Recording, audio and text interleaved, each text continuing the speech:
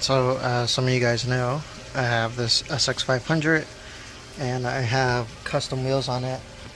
These are the Max 1600 wheels, and I run a number 35 chain on there. In order to fit it, you have to cut off the stock tensioner, and previously I had a pit bike tensioner bolted onto the swing arm, but I took that off because now we have the DETFAB motor tensioner. So right now I loosen up the opposite side motor bolt, and now I'm going to do this side, get this mounted up, and see how this works out. So first things first with this, there's no instructions, there's nothing on the website as well. So I just laid out the bolts. We have 5 bolts, so I know 2 are going to go here to mount it, 1 is going to go on the motor, 1 over there, so that's 4. I don't know why there's 5. 3 of them are short and 2 are long. I'm guessing this one's going to be long and the one on that moves to the motor is long, and then 2 short, or maybe, I don't know. I really don't know. Yeah, it has to be the 2 long ones here and then 2 short ones there. Let me get this off, pitch the motor up, take this one off complete, put on the bracket, and go from there. So taking off that one, it lifts the motor. We're not touching the tire, and the chain is tensioned, so it seems right. So let's go ahead, take this one completely off, mock up the bracket, and go from there. Alright, so after playing with some links, and I ended up having to add some because didn't have a spare chain that was long enough. But this is pretty cool. So swapped out this bolt here, got a little bit of slack on the chain, nothing crazy. And then as you can see here, so bolted in down here, bolted in down here with the longer one.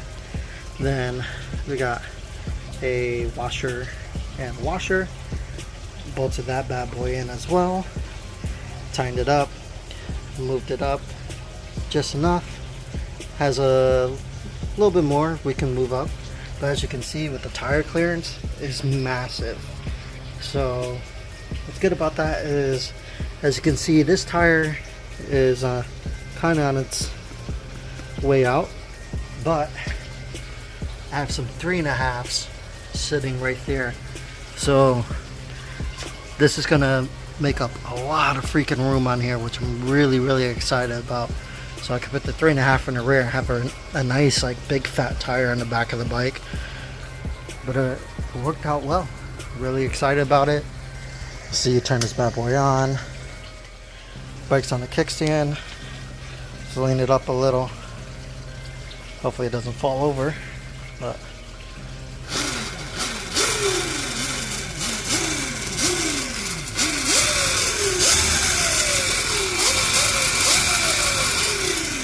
I'm really excited about that. Just gotta lube this chain up, but it should be nice and smooth. The tension looks great. Pretty close to that top bar, but it doesn't hit it, so that's a good thing. But yeah, seem like we're money. So now that this is dialed in, I rebled the brakes, shimmed everything. Brake feels good. The motor runs really good. Got this baby charging. I don't know if you've seen it in the background of that video, but my sport mod just got a little spicy.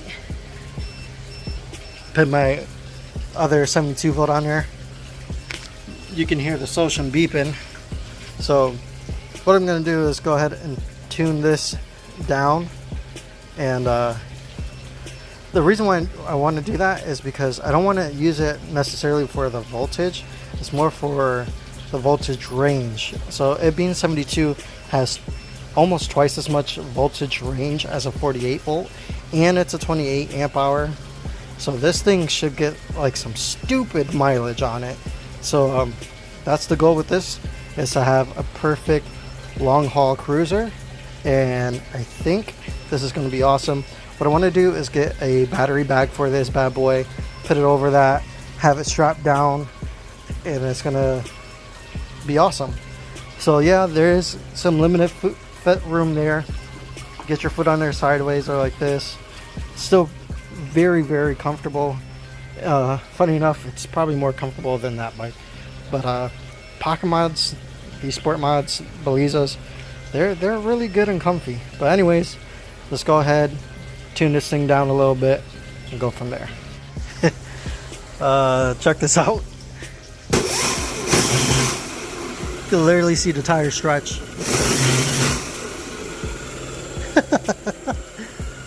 Fuck.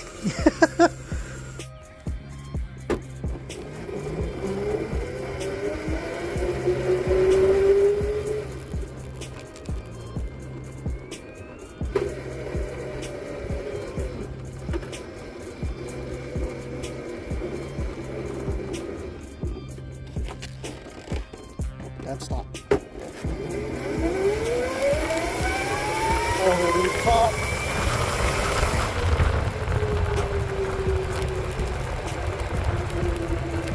Be sure to like and subscribe if you want to see more of my Razor projects, including the 72 volt sport mod. And with that, I'll catch you guys on the next one.